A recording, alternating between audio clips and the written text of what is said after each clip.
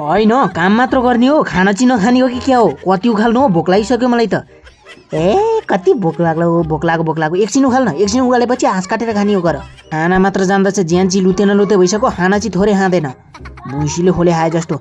ल एकछिन उखालेर जानुपर्छ नि, फेरि म त हिँडिदिन्छु नि 12 बजेपछि त। साथीहरू, यदि तपाईँहरू यो देशको झन्डालाई सच्चा मनदेखि माया गर्नुहुन्छ भने भिडियोलाई एक लाइक गरी च्यानललाई सब्सक्राइब गर्नुहोला।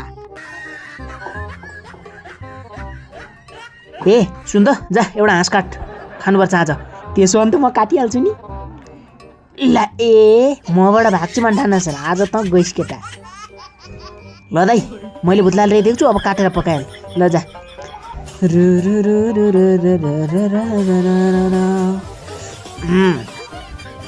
ल अब खा बसेर कति खानु छ।